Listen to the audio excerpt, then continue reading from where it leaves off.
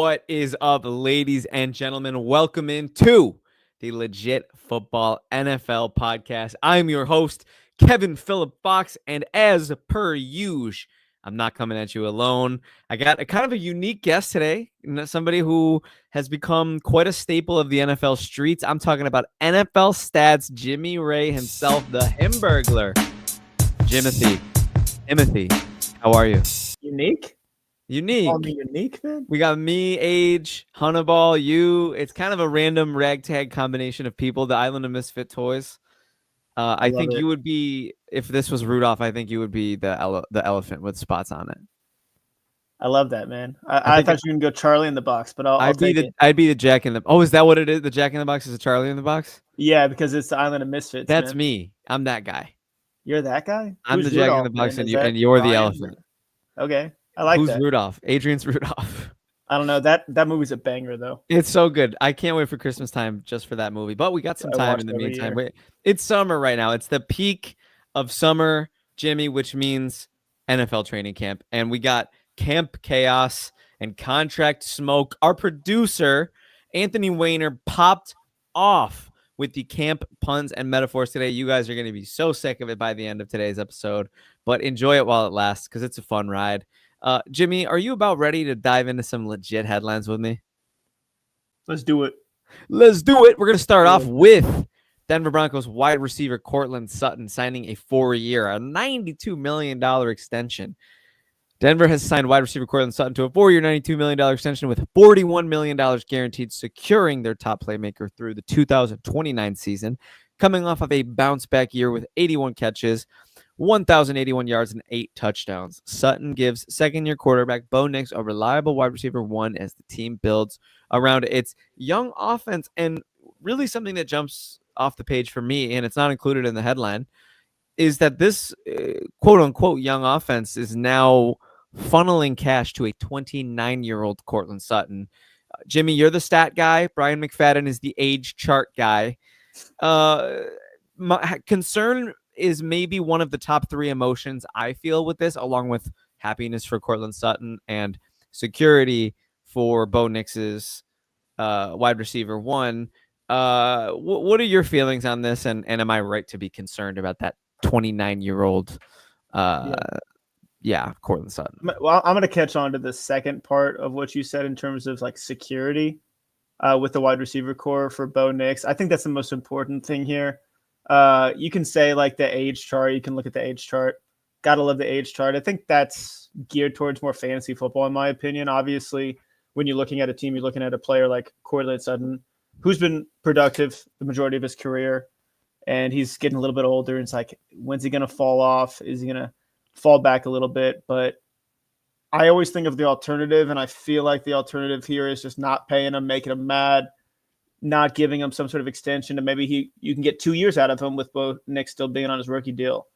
I think it's better just from the human aspect of it more than anything else. And I do feel like he can still be productive this year, next year. I think he's a solid player. So I don't hate the money, 41 mil guaranteed. I feel like that can get washed out, changed up a little bit if they need to, if they feel like moving in a different direction and building that young core, because behind him. I think they need to keep building that young core. Yeah, definitely. So whatever, they're ready to move on from him, but I'm not worried about it. I don't know. Salary cap keeps moving up. Average, like a crazy number. Average annual value, $23 million a year. 10 mil guaranteed a year, though. Feels like a little bit of in my opinion, I would say borderline unpalatable number for somebody with the career production of a Courtland Sutton. Admittedly, he hasn't been blessed with great quarterback play. And when he's had even average to below average quarterback play, he's produced pretty elite. He's always been a touchdown scorer. So I do have to give him credit there, but I think I'm going to push back a little bit on your point about age and as it relates to the fantasy football like Hunnaball angle, right? Because me and Hunnaball, that's the dog. Someone to attack right now. Hunnaball is my rival. Make no mistake. He's my guy. So. He's awesome. He's goated, cool. but him and I are absolutely going to throw down on some. We got to do like a boxing ring episode where we just go legit football UFC coming at you live. You can be our judge. You can score it. Dude, I'll be the judge that also comes in and just throws down the hammer on you in the Yeah, middle right. of it. WWE WWE. style. Yeah. Yeah. So I do have to just push back. I do think age cliffs, despite me being somebody who actually rages against age cliffs and kind of supports the utilization of players well into their 30s, I do think when it comes to sizable financial investments of players in their 30s, it gets a little dicier. And Yeah. Cortland Sutton I believe he's turning 30 this season. We saw it with Stephon Diggs and the Buffalo Bills, that age 29 season. Really, you could see it in the middle of the year, and then that's the last year. Last year, tears his ACL. This year, trying to bounce back as a 31, 32-year-old now. But I think this is around the age where if you don't have to pay them, which it seems as though they did to keep him happy to prevent a holdout, you probably are better off, investing that money elsewhere. Am I super out of bounds here? Is this super baseless, Jimmy? Do you feel? No, I understand what you're saying. I like looking at the exact, like I was while you were talking a little bit, I was looking up the contract details. They're not quite out yet. I like looking at that and seeing like, okay, when can they realistically get out? Yeah. Yeah. When's they're out for that? And like, if like after this year, does it make sense to move out? How much are they out? I kind of like looking at that because 41 mil guarantee doesn't blow my mind for 4 year contract. Like that's under 50% of what the total value is. So yeah. Feels like I think compared to a majority of modern NFL contracts, it feels like 41 mil guaranteed is kind of getting off scot-free.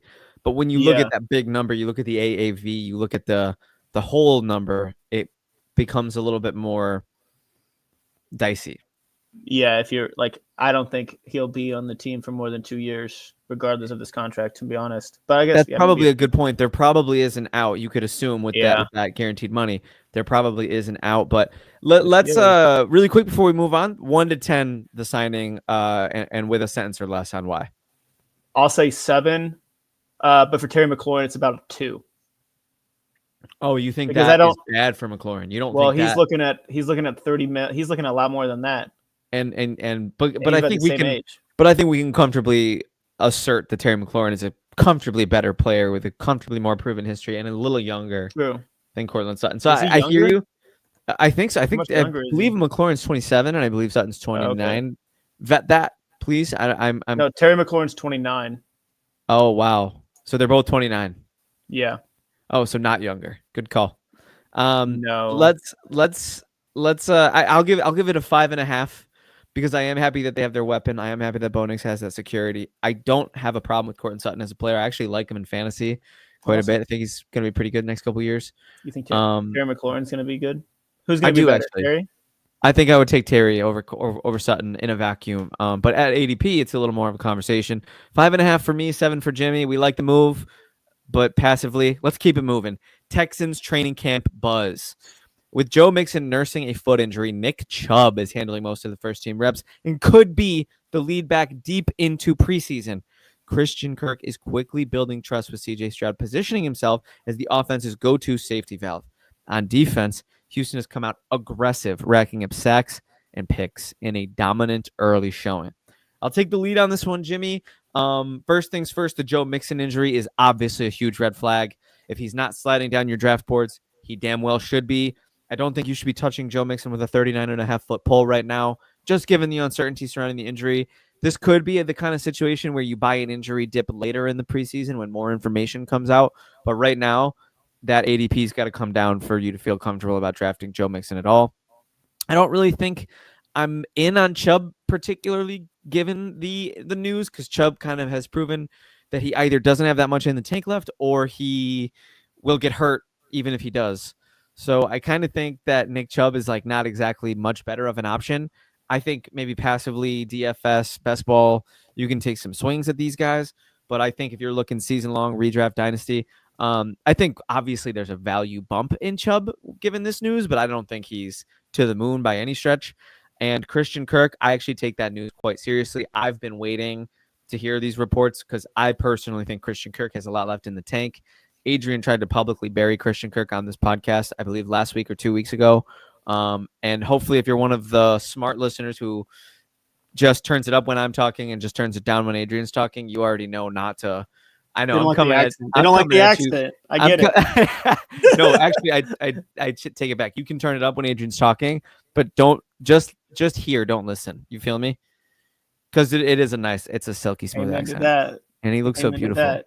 But don't Yeah. listen. Just hear him, because it does sound nice. But I think Christian Kirk is going to be good in this offense. I'm actually excited about it. As far as Houston's defense, they have a defensive-minded head coach.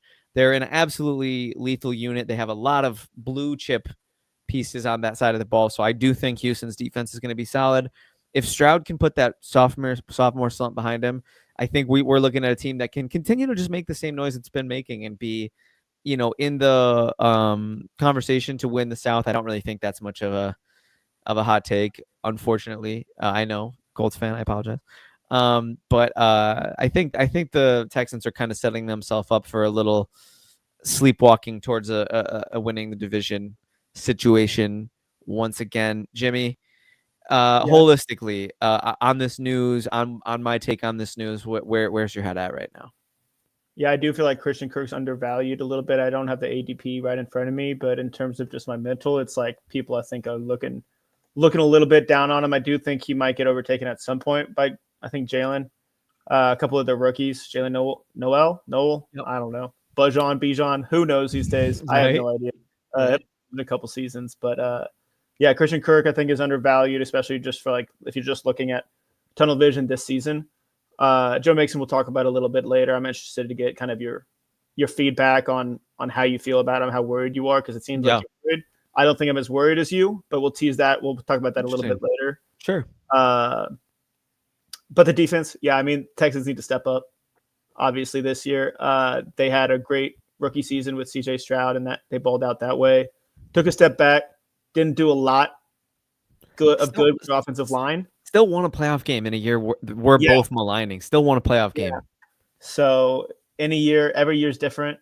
So we'll see what happens. But the AFC South is theirs for the taking. So it'd be shocking if they didn't end up winning it.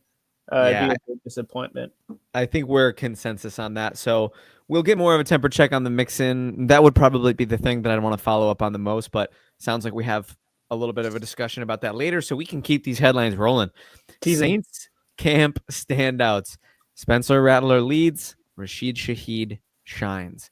Spencer Rattler has been the most impressive quarterback early in Saints camp, consistently outshining fellow rookie. Fellow rookie is the wrong wording because Spencer Rattler is not a rookie. Tyler Shuck, who's played it safe with short throws and rollouts. Wide receiver Rashid Shaheed has been labeled the early MVP by local media, looking strong after adding 10 pounds of muscle and showing strong chemistry with Rattler.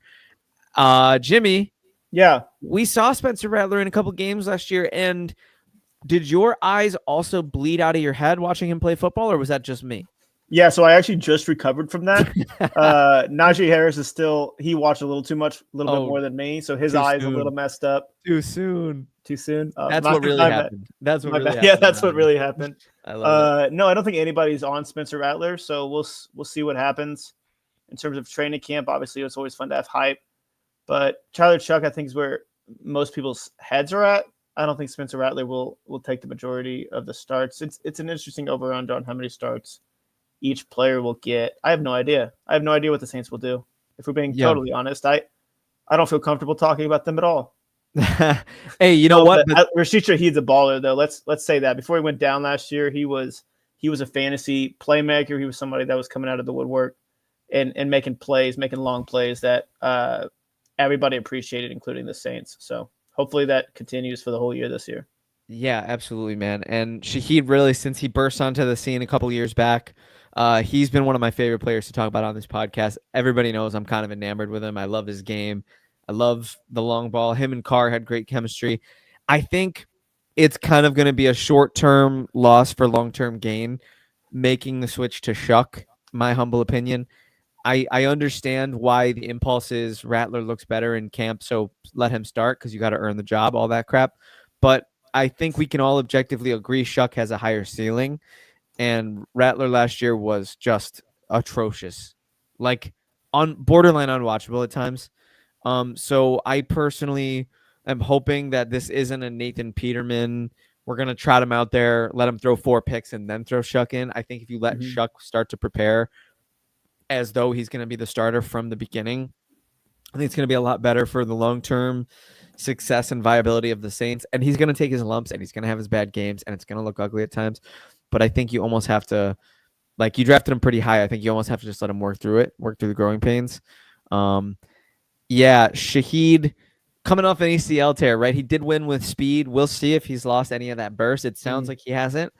And I'm extremely excited to just watch him play football again because he's just an absolute nightmare for defenses and DBs. Yeah, this is pretty straightforward, Jimmy. If there's any other takeaways you have on the Saints and on their camp standouts, I was just gonna say Rattler was 57 completion percentage, 4 touchdowns, 5 picks, 0 for 6 when he was a starter. Wasn't good, but the Saints also weren't good. I feel like we didn't talk about Derek Carr retiring enough, but maybe I was just gone for that. But yeah, you might have been. Kind of sucks for the Saints, but also they might have needed it. So yeah, it's one of those. Were you really ever going to win a Super Bowl with Derek Carr anyway? Like, maybe you're going to not go 7-10 this year. He's a good guy. I'm a huge fan of his game. I've always liked him. I've always thought he was underrated. But were you really ever going to win a Super Bowl with 34-year-old Derek Carr? I wasn't. That's for sure. You know what I mean? So, like, it's the kind of thing where it's almost like a take your medicine thing for the franchise. Like, eat your veggies. Hate to see it, but now you can start focusing on that future, which, as we all know, with the Saints cap situation and the gymnastics that they've been doing, no team needs a hard reset more than New Orleans. Hopefully they can find the courage to do it and find the levers and the pulleys that they can do with the cap to become not a dumpster fire of a team. Speaking of fire, you know what's a great time for fire, Jimmy Ray? When you're by a campfire. And I'm going to be talking to you about our main topic, which is campfire stories.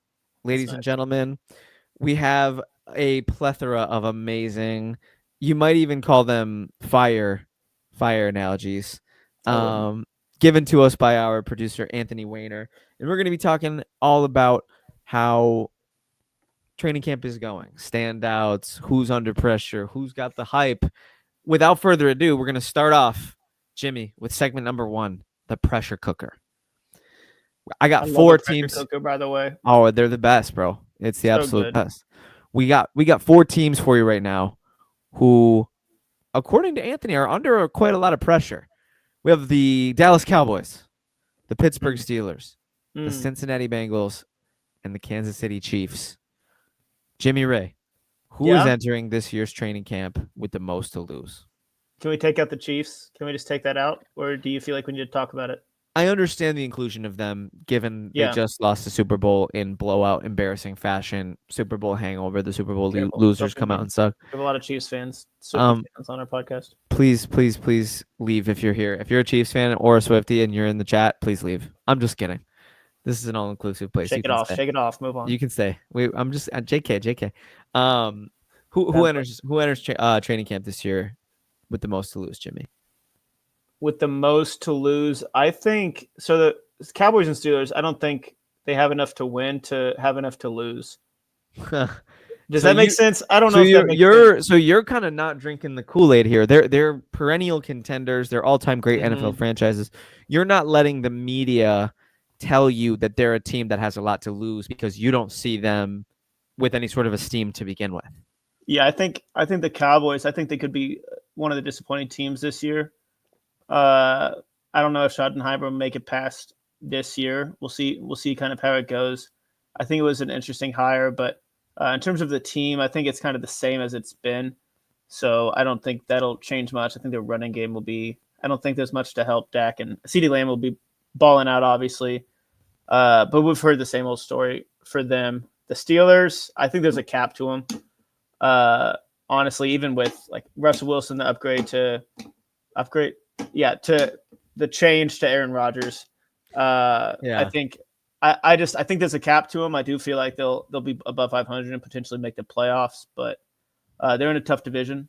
And with them is the Bengals, who they're signing a lot of people. Trey Hendrickson is back, but how back is he? I have no idea. I just think without improving that defense, I think they could potentially lose Joe Burrow in the future. I think it'll be tough to do that because they have Jamar Chase and stuff still. But if the team doesn't win and make significant improvements from last year, kind of go off of the tail end of that season, I think it'll be tough for them. So I think they definitely have the most to lose, just with how much expectations I think are still on them with how they ended last year.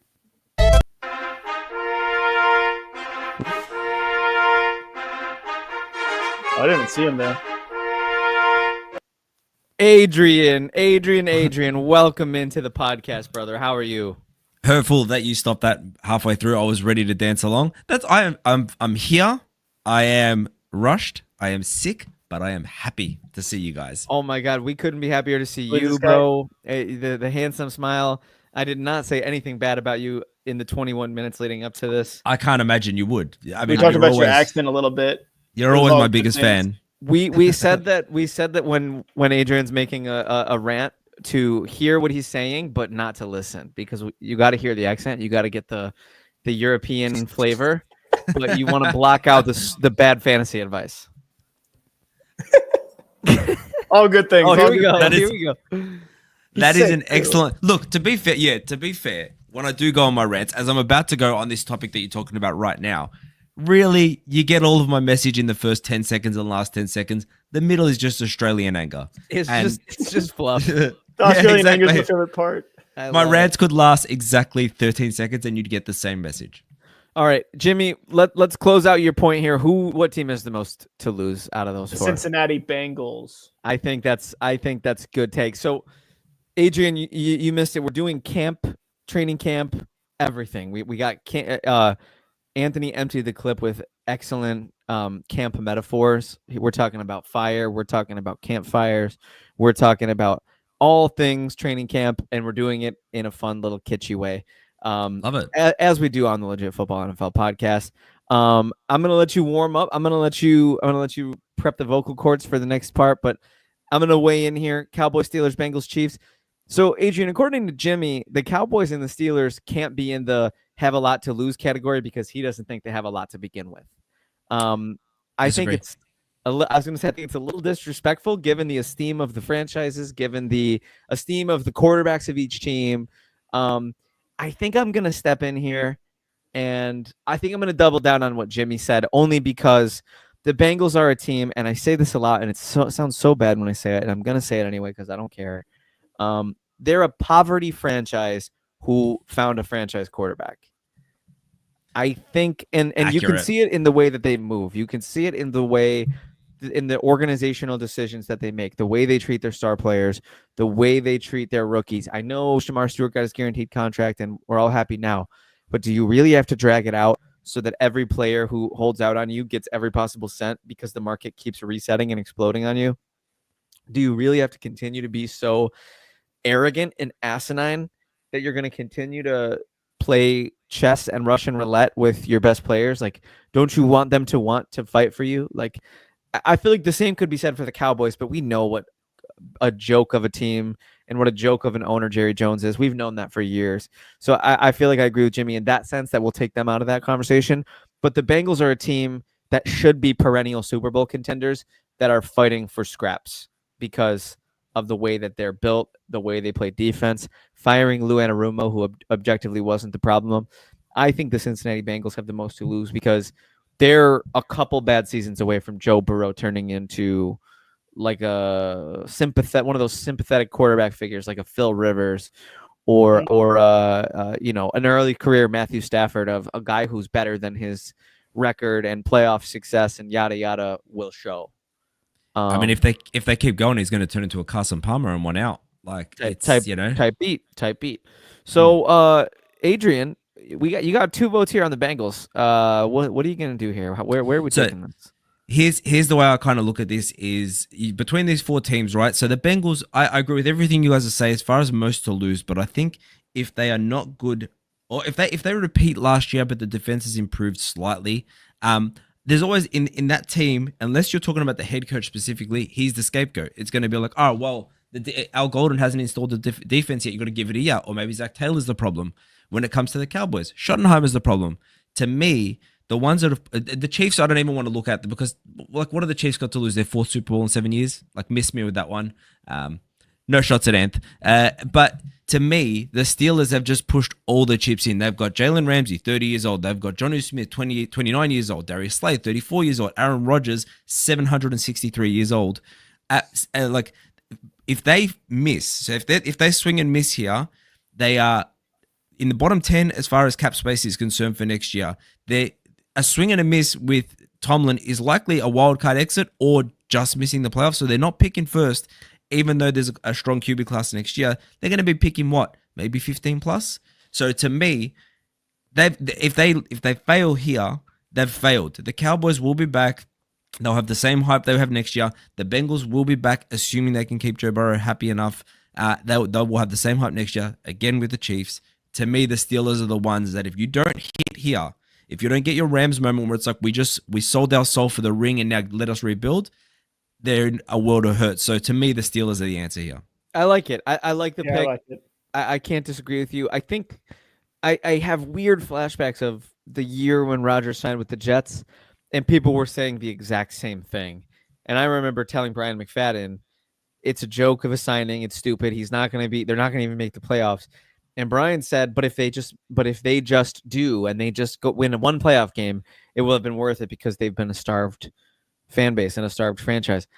I don't know if the Steelers are that pathetic to the point where just making the playoffs or just winning a playoff game is so good that it makes it worth pushing their chips in. They're perennially mediocre right now. They are perennially 9-8.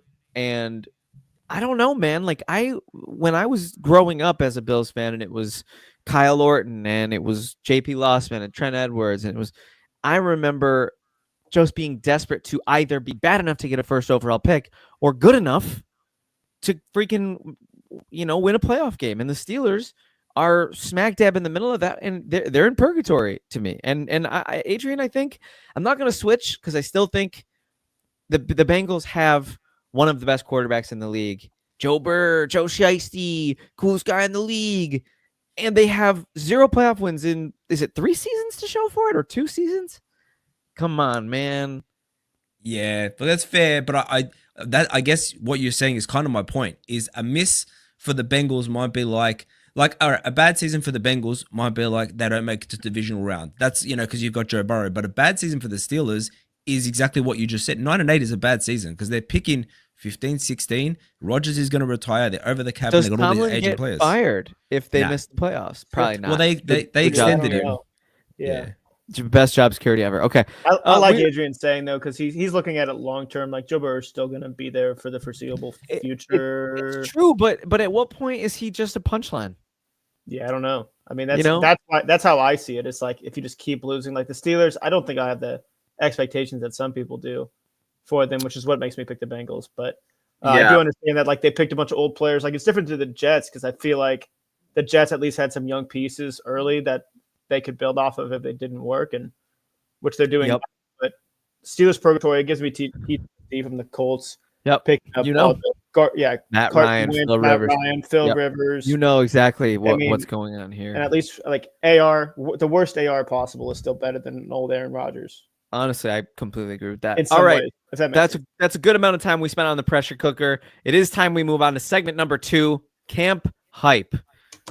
We're looking at Washington's Jaden Daniels and Deebo Samuel's connection. Do you guys think this is an early sign of great chemistry or just media spin? I'll start with you, Adrian.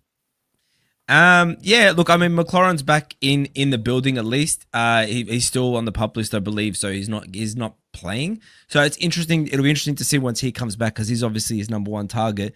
But I mean, the thing is, the Deebo talk was like he went through some injuries, and then there was a photo where he looked a bit big, and people were like, he's put on weight and blah blah blah. But now he's back in form. He's healthy. He seems to have that connection with Jaden Daniels, And I mean, if you think back to the Deebo of old, like when he was first lining up in running back and then like playing all over the field, that's the kind of player they need. They don't need a downfield receiver. So it sounds like, by all reports, what he's doing there is filling that need that they have. And when McLaurin comes in and takes the defense or takes top off the defense down the field, he's going to be able to do more. So I don't think it's just media spin.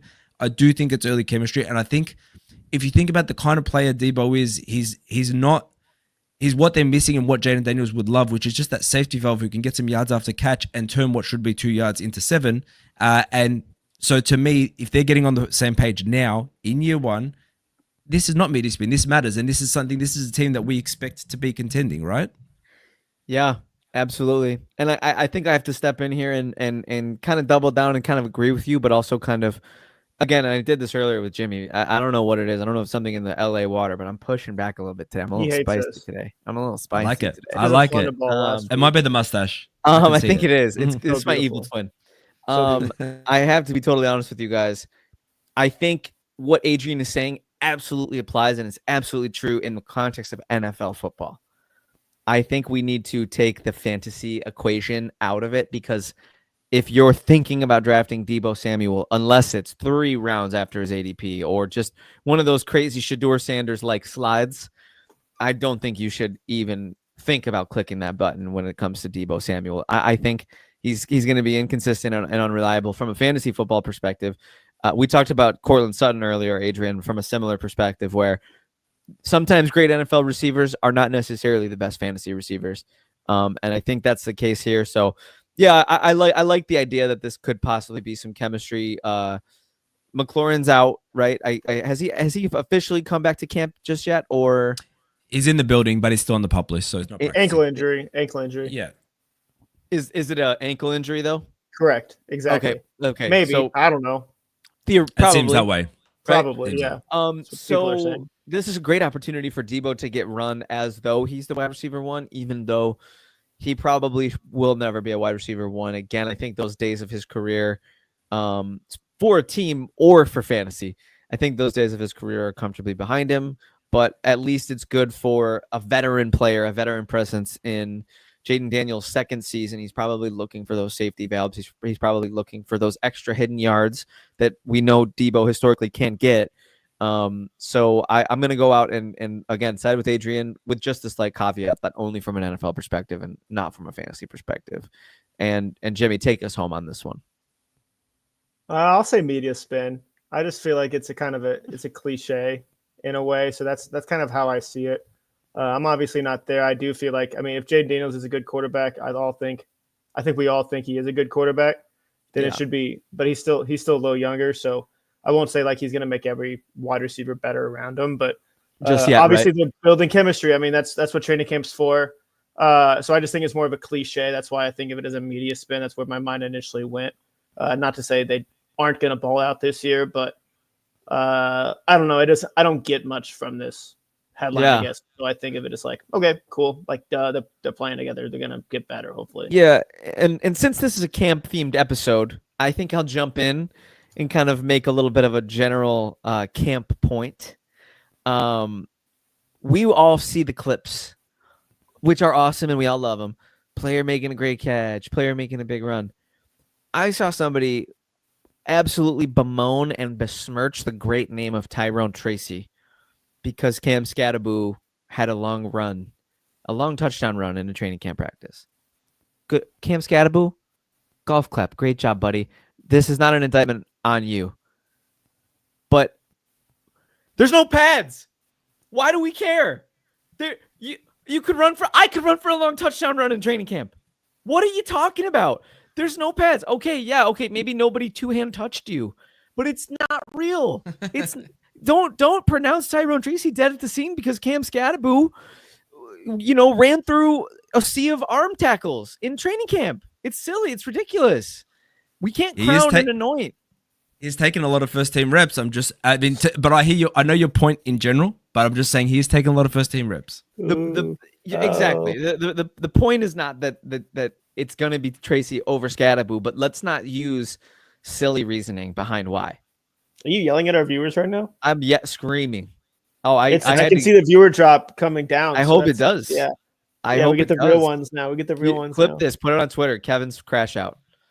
It's fine. I'll take it. I'll crash out over your rent, I guess. I enjoy the passion. I enjoy the passion. I'll crash out over this, man. This is silly, man. It's no pads. I could run for a touchdown in training camp, bro. It's not real. That's not true. I could. What defense? Doesn't matter. Does it? If they're just arm tackling, I'll have a couple bruises. It's like lacrosse sticks. That ain't real. They blow the whistle. You're still going. Yeah, exactly. Thank you. That's what I'm saying. It's I got it's you. I all got you. smoke and Yeah, it mirrors. doesn't matter. It's all All fake. right, we got to keep it moving. I could scream all day. Browns quarterback derby, and what a fun headline, Anthony. Joe Flacco, Kenny Pickett, Shador Sanders, Dylan Gabriel, an absolutely nauseating, disgusting list of NFL quarterbacks. One of whom is going to be taking snaps as a starter for a professional football team, if you can call the Browns that. Jimmy, I'll let you take the lead on this one. Who's the favorite? Who's the dark horse? Who has no business being in the conversation? Okay, I will say that I was talking with my roommate, shout out Gordy, before this We on love like Gordy. the over under of starts that Joe Flacco will have. I set the line at 6.5. That would I have been couldn't figure out- exactly my line. yeah. So And I think I'd yeah bet the over. yeah. It just comes down to like what are the expectations truly for the Browns? How long will it take for Flacco to play somewhat poorly before they're just like, okay, we're just gonna go out there with one of these young guys. I think Flacco's the early guy that just makes sense for the Browns. Just to get that excitement, I guess. I don't know.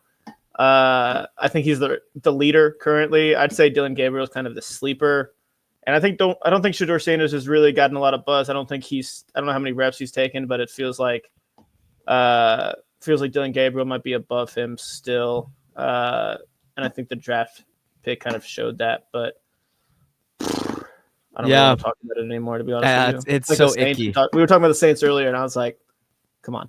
It's Come on. very, very But icky. Adrian, I'm going to be wrong about this at some point. what do you got for me? I mean, look, you know why I have that same feeling, Jimmy, and the reason being is like, who cares? Like, what are the Browns trying to do this year? Like, take aside. Actually, you know, I'm gonna use this platform to somewhat talk about the QBs, but to shower a bit of love to my boy Baker Mayfield, because he brought that organization back to a little bit of stability. They sent him packing, and it's been nothing but a mess since, including this year, which has just been like every headline has a Browns problem, every single one. So. Pickett's injured, so I believe it's giving Flacco, Sanders, and Gabriel a little bit more time, taking first team reps as they're all splitting it. I know there's been some reports that Sanders is looking well. I'm just kind of like, to me, here's a question for me to you guys. Why would you start Flacco? Like, do you want to win games with Flacco? Does that benefit your organization in any way? We talked about this exact conversation with Shuck and Rattler, because I think it's a short-term downgrade to start Shuck for a potential long-term benefit, because you already know Spencer Rattler is very likely not the guy. So take your lumps, take the short-term decrease in quality of play because it's a rookie versus a second-year player, and allow that to fuel the future of a player that you drafted in the second round that you clearly believe in. I agree with you on the Browns front. Yeah, and if you put Sanders in, sorry Jimmy, I'll shut up in a sec. If you put Sanders in or Gabriel in or both, like play half a season each, and they suck, like, all right, cool, you're picking early. Next year, you've got a great quarterback class coming up. Like, if Flacco goes in and wins you 3 games, you know nothing more about your rookies besides what you see in training, and you're picking later. Like, you're not benefiting the Browns organization in any way. Yeah. I'll jump in here and I'll say, I think, if you want to win games, put Flacco in. If you want to develop a future starter, you got to flip a coin between Shador and Gabriel. I think Shador's ceiling's higher, but I think his floor is lower. And I think Kenny Pickett really would probably at this point be best served bagging groceries or something. I'm sorry. Again, I'm spicy, but I never was too impressed by him in Pittsburgh. He's tough. He's got moxie. But you cannot. I got moxie. I can't complete 60% of passes in the NFL and throw for 4,000. Kevin just comparing himself to every NFL team. I love it. It's true. I mean, all. It's all about. I'm all about being realistic, and I realistically don't think Kenny Pickett is a starting NFL quarterback. I think being a backup is a stretch, and I think he might be good enough to start in the XFL. But I don't think he's a starting quarterback in the NFL. And I'll just say, agreed. Joe Flacco, it would just come down to wins, I guess. They're just trying to put on the facade if they do start him that they're trying to win games. But, yeah, it won't last long. And to Adrian's that's point, what it comes down to. Baker Mayfield apparently said it's not his problem anymore, which raises the stakes. Pretty interesting, fun little spicy little comment. But I kind of think that that's just further fuel to what Adrian said about just how happy we all are for Baker that he got out. And I personally think he's more likable in his career than he is right now. I think the Baker Mayfield brand is riding high. All-time high. All-time high. So next up, fellas, we have hot or cold takes, quick fire. I'll take the first one because it kind of piggybacks off of something that I already ranted about. Aiden Hutchinson had a sack fest in Lions scrimmage. Impressive. Awesome. Sacks in training camp are just like long touchdowns. You're not tackling anybody. You're playing two-hand touch.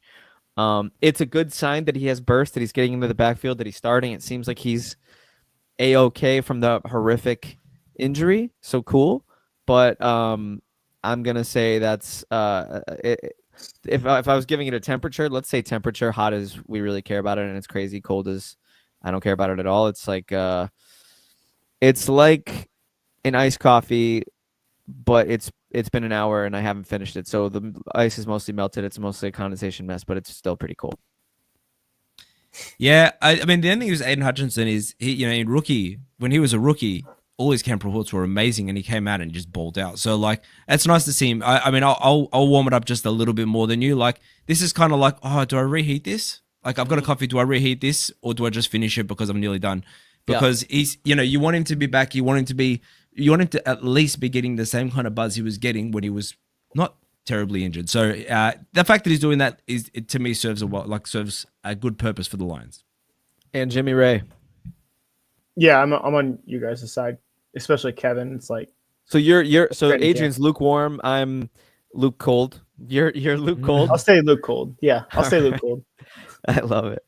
All right, next up, and Jimmy, we'll let you take the lead on this one. Caleb Williams with some flashy highlights alongside DJ Moore in Chicago.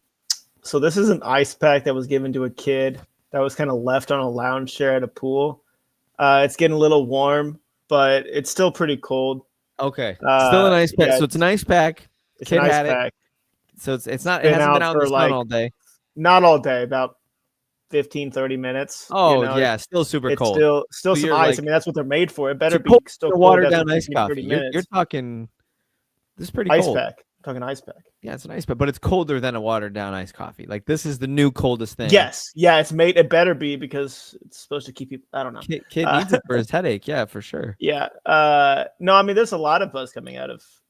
There is Bears training camp. I don't think a lot of it's that great. I think it's a lot of learning, I feel like, under Ben Johnson, in terms of Caleb Williams playing, Luther Burden not playing for a little bit and then coming in. Yeah. But I think I talked about it in a couple of weeks ago, maybe last week. I don't know. They're just like quarterback to wide receiver highlights without pads on. I think that's one of the training cliches yet again. Yeah. But I mean, we know DJ Moore is a good wide receiver. We know Caleb Williams can throw the ball. It'll come down to the protection. It'll come down to evading pass rushers, and I don't think it's hard to simulate that in training camp. So I'll say it's a little cold. Yeah. Adrian. I mean, you know where I'm going with this, right? Yeah. This is an ice pack in a battery powered fridge in a refrigerated truck driven through the Arctic. That's how cold it is. Like, look. I don't. You know what? I don't. Not because I like DJ Moore on our flag plans. So I talked about him a lot, and I believe in him. But this is okay. This is pure fan, but it's also not. Like, it's pure fan, but it's also like, just with the Bears hype before the real season. Like, is it every year already? Like, we do this every year. So from here on in with the Bears, until you prove it, I don't want to know. Yeah, I'm gonna be a little nicer than you guys. I think this is room temperature. Not hard in my case. I was really nice. It was me. Remember that? It's definitely cold. It's definitely cold. But I don't think it's an ice pack, and I don't think it's an ice pack in a refrigerated truck going down the Arctic. I think it's a little bit.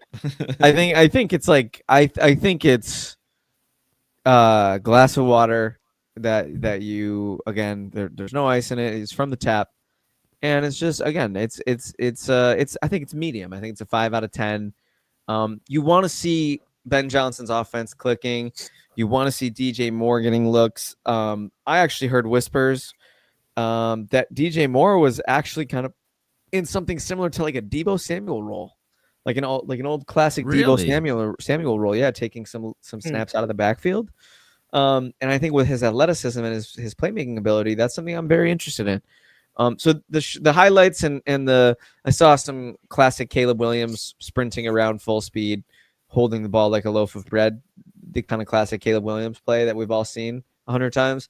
I've seen some of those. Those I'd prefer to see less of. And as soon as he starts doing that in games this season, I'm just going to turn my TV off. I don't think I'm going to torture myself. If the Bears are on prime time, I might see if I can catch a flick that night. Might go see what's on TBS.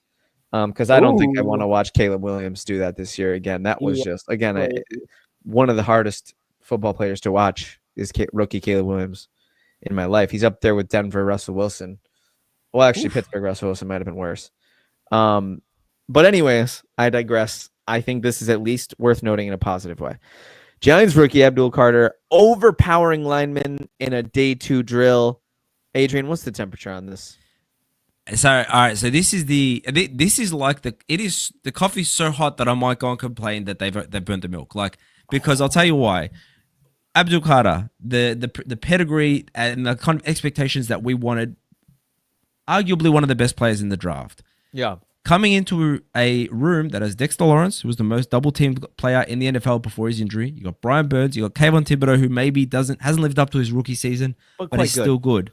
Yeah, and you've got a team that, like, respectfully to the Giants and to Hunnaball, who's not here today, you've got a team where you need your defense to get the ball back in your O's hands as much as possible, because you're not going to score on every drive. Let's be honest here, and you need Jackson Dart if he's the starter, or even Russell Wilson, whatever. Like, you need the ball in their hands more of the game, and these are the guys to do it. And all this to say is you take a unit that was already probably a strong spot for them, and you add Abdul Carter, who just seems, by all reports, is like, he's getting the kind of reports like a Myles Garrett would have gotten. That's just like, he could be that kind of player, could be that kind of wrecker, and you add him to a room with Dexter Lawrence and with Brian Burns, and to me, that is like, that matters. That matters to a team that is trying to keep Brian Dable's job and that is trying to, to get a rookie QB up to speed. Yeah. Jimmy, give me the temperature, man. It's scalding hot for Adrian. I think it's water that just got put in the pot and you're about to turn on the room the temp. stove. So it's not No, you're turning on the stove. It's a little warm. So the stove's on. The stove is on. Are there bubbles yet? Are there any bubbles? No bubbles. No Zero bubbles. Pre-boiling bubbles. Like no. So I just wanted to go a little hotter than your tap water. What about like is there condensation on the glass lid if you've got a glass lid, or is it just a little bit? It's like halfay. Yeah, okay. But you can see it pretty clearly. I think I'm gonna split the difference, and I love it. I love where you guys are at. I think it's a hot coffee from an establishment, and I put an ice cube in it to cool it down. But it's ready to be drank, so it's still really hot. I like it hot, but it's not gonna burn my mouth, and it doesn't taste like iced coffee. So it's the perfect drinking temperature for hot coffee. Because Abdul Carter is He's one of the best players in the draft, and he's joining one of the most dominant units already in football.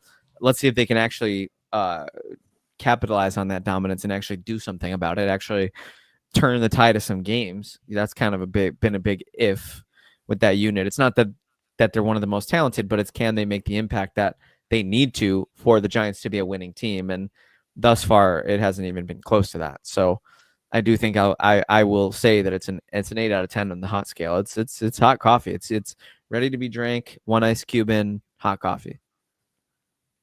I can't work out if I'm going to clip 8 out of 10 on the hot scale or I like it hot as the next audio drop, but one of those. How about both? Back. Why not like both? Yeah, Pequeño los dos. I love it. Why not both? Next segment is going to be called Money Talks, ladies and gentlemen. And when it comes to money talking, we have 2 Commanders points for this one. And we already talked a little bit about Terry McLaurin, so we can make that conversation quick. But Nate Herbig has retired. How much does this complicate Washington's depth in pass protection, Jimmy? Yeah, I mean, I think it always, when someone retires, I feel like we've had a few retirements recently. Like when a few more when than training usual. camp Yeah, starts, it always brings on the retirement. I'm not like, I guess we're still not going on the hot cold scale, but it's a fun scale if you want to live in that world for a little bit. Yeah, I think looking at it from like a Jaden Daniels perspective, obviously, because that's the guy that's being protected. It's nice to have a quarterback like that because he can move around in the pocket a little bit more than some guys. So I'd say I don't think it'll complicate it that much. To be honest with you, I think they'll still have time to make the changes that they need.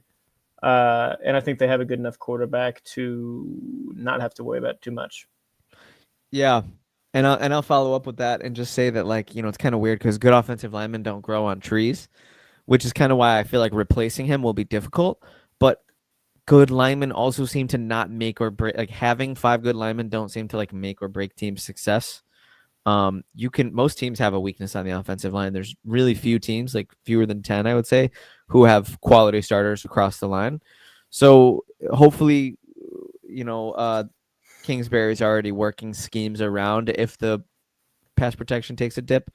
But there's no guarantee that it will. So I don't think anybody's too worried about it. I think just stay, locked in, stay positive. I think this is kind of an easy patch here, in my humble opinion. And Jimmy, I think you pointed it out. The stage of the offseason, it's not a week before the season. They got time to work out the kinks. So I'm not too worried about this. Larry Council too. Yeah. Yeah. Yeah, it's one of the, like, to the question on that Ant's put here, it affects the depth, but it doesn't. Like, I mean, you still got Sam Consi, he's coming off an ACL, but if he's healthy, he's a good guard. Nick Allegretti's average at best, but they've still got enough to kind of put it together with a quarterback like Jaden Daniels. If it's different if you had a Matt Stafford or Kirk Cousins there and you need that line to hold up. I think this is kind of like, you know what? I like living in their world. I think this is kind of like cool water. Like, this is like, it's maybe tap water, but you left it out on a cold day and it's got colder. Nice. I think we're all in agreement there. Next up, and a big headline here. It's going to be interesting to see where we're at on this as a team, because I think we all are kind of thinking that there is not a ton of truth to the ankle injury here. But Terry McLaurin is in the building. Do you guys think this is closure on the headline, on the storyline, or is this just a ticking clock on the negotiations? Adrian, we'll start with you. Is that oh my god? Is that Joe Holland? Joe, is he here? The bro, board? yeah, Joe. I have to take a second because I have to talk about this. I have never in my life made trades with someone that has less picks to give. Like you. Joe is they are completely gone. He took over an orphan team just like you, Adrian. He rebuilt it, made it better, brought him within an eyelash of the playoffs, and then has burnt it to the ground. He's rebuilt and destroyed that team in 1 year, and he's going to do it trades. Again. That's impressive. Joe has what I call unresting, need to be trading 24/7 syndrome, kind of like Adrian. You need those people. Yeah, he works with me. Yeah, you guys are kind of a match made in heaven. I didn't realize what I was doing by putting you in the same league, but it's been fun to watch. It's been fun to just watch the absolute chaos unfold.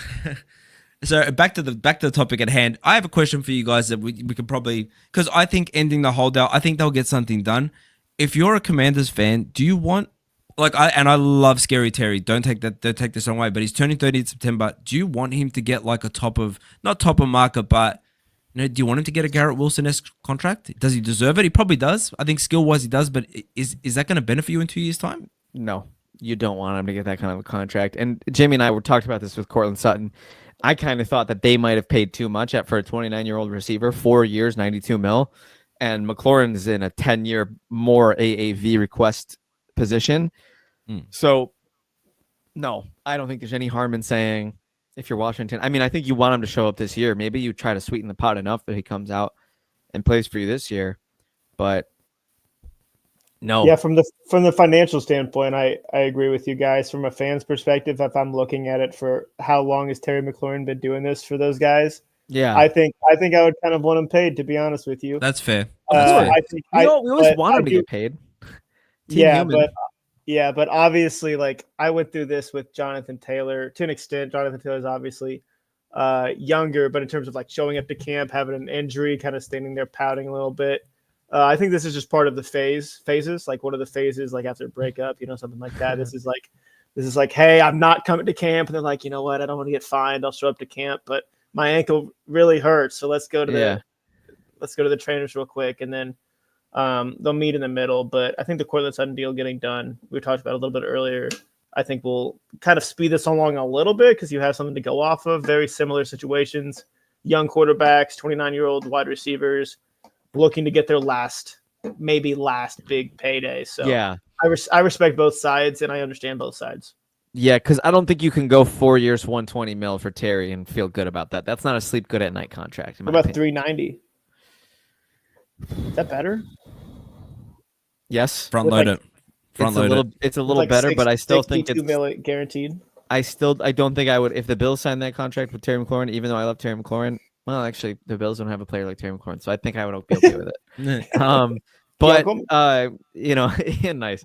No, I 3 years, 90 mil for a player who's 29 years old and really kind of has a newer, like the Jaden Daniels years are his highest years in terms of like that's the best he's looked. I mean, he's never had a great again, kind of like Courtland Sutton. He's never had a quarterback that good, but it'll be very interesting to see how it shakes out. But we do have to keep it moving. I'm gonna just come out and say that I do think this is a ticking clock on negotiations, and I don't think he plays without a new deal. Oh, I think he'll play. Well, I think the deal. I think they'll get it done. Yeah, I think they'll get it done. We all just think it's going to get done. Season. Yeah. Red flags. We gotta rapid fire this. We got 8 minutes left on the pod. Let's talk red flags here. Adrian, we'll start with you. Joe Mixon's foot injury. Worse than fans are letting on. I mean, look, it's a big deal because Mixon obviously when he was healthy changed that offense. But Nick Chubb's his backup, and I love me some Nick Chubb. And so whatever Mixon, whatever. Take your veteran AWS. I can't say it on this show. Out of here. Give me some Nick Chubb because I miss that dude. So no, that's from a fan standpoint. I really love Nick Chubb and I really want him to have the season he deserves, especially after the Browns burned him. But I would say, look, it's bad news to be honest, because when Joe Mixon was in the offense and healthy, he made a big difference, and when he was out, they flatlined a bit. So to me, this is a big deal, and it is an early red flag. A bigger deal for the Texans than it is for the Joe Mixon and the Joe Mixon fantasy owners. Bigger deal for the Texans. But look, it's a big deal for the Texans. Look, if you're a fantasy owner, obviously, if Mixon's and sorry, I didn't even say Texans. To be fair, like if you're watching the show and if you're newish to the NFL, it's a big deal for the Texans offense. But if you're a fantasy owner of him, it's also a big deal because his health has been an issue. If he's your depth piece, then you're fine. Yeah, and I said this to Jimmy earlier. I think the big thing for me here is there's going to be a dip in ADP. There's going to be an injury dip because he's not going to practice. He's not going to be around. At a certain point, you have to buy the dip. That's kind of a fantasy football rule. But I don't think it's anytime soon, and I don't think it's until more information comes out. That's where I'm at. I think this is a big deal for Houston, but I think they can make it work with Nick Chubb. I think Dare Ogunbowale is still on the roster. Correct me if I'm wrong. I'll have to look before I can correct. Yeah, maybe Pierce. They have Woody Marks. What? A rookie. Woody Marks. Oh, great. Woody Marks. Yeah, we love him. Nick Chubb. I'm like in the middle on this, honestly. I think it's probably a little bit worse. I think every injury is maybe a little bit worse than what they let on to fans regardless. I think that's kind of the way teams roll at some capacity, but I think I'm a little lower on Nick Chubb. I think he could ball out, but I wouldn't say I have the craziest expectations for him to take. You think he can take like the workload from Joe Mixon? No. Be a fantasy asset? Yeah. I love him. DFS or but best ball, I would love for him to do well, but but I'd be worried as a Texans fan if he is injured. Yeah. I think we all are. He's injured, but they got Damian Pierce on this team still. Has there ever been a bigger disappointment? I'm sure there has. Yeah, I'm good. Is he serious? You mean kick returner, Damian Pierce? Yeah. So Justin Pierce Fields' Smart. injury in New York. I don't know if you guys were on Fantasy Twitter that day, but Fantasy Twitter lost their collective ever-loving minds, and I saw the most overreaction tilting about this is why you don't draft in January, and this is why the Jets are cursed, and this is why yada yada. Justin Fields carted off practice, very likely it's season ending. Blah blah blah blah blah blah blah blah. He was back at practice the next morning. These modern NFL Twitter fans, these modern NFL fantasy players, they would not last a week in the asylum that raised me. Okay, we grew up with this stuff. We cut our teeth on this stuff. This is nothing, man. It's a nothing burger. We hate that he has a toe. It's a toe injury. It's not great. Nobody's happy about it, but he's going to be fine. He's already practicing. All right. It's a nothing burger. This is a 1.5 out of 10.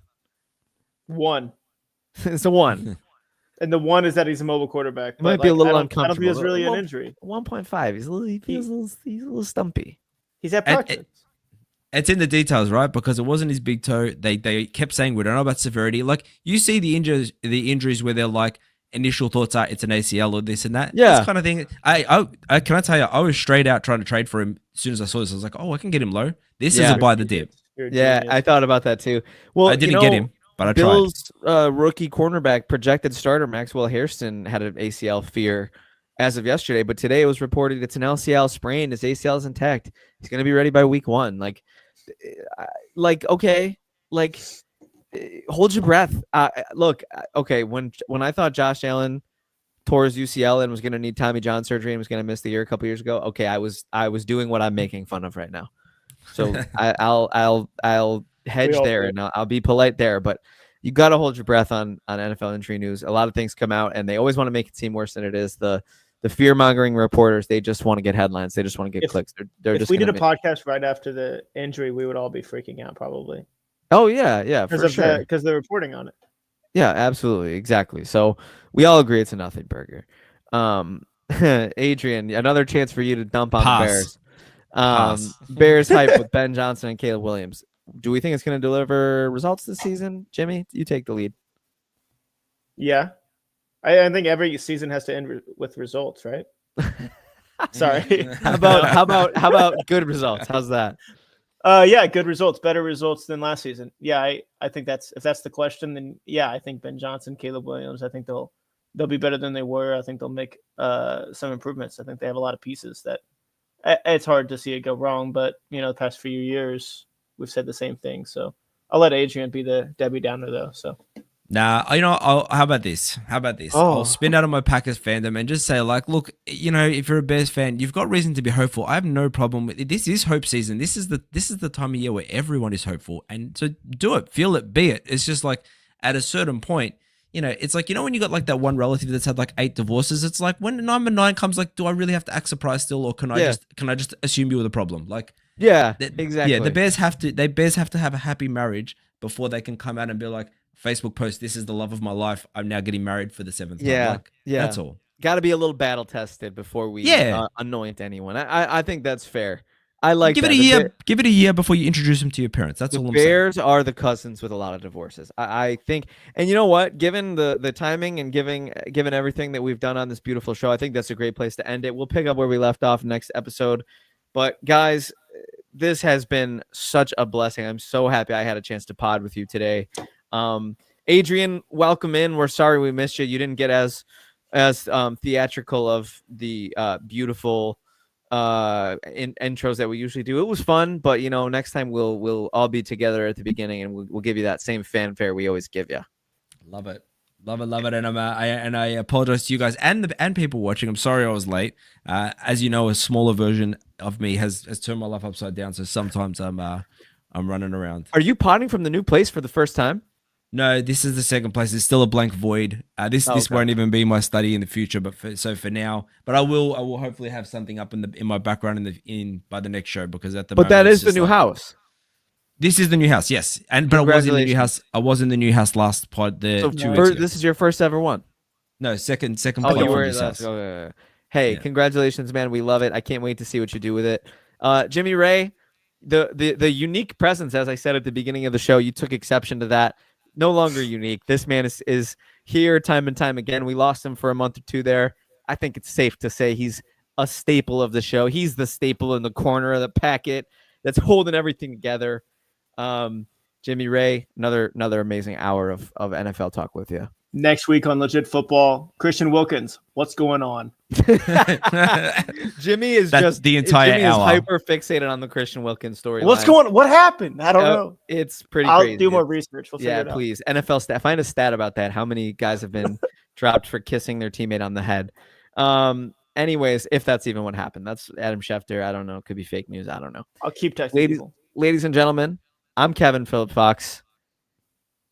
He's Adrian Revito. He's Jimmy Ray.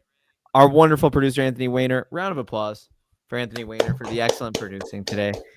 And this has been the Legit Football NFL podcast. Camp Hype. Camp Chaos. We are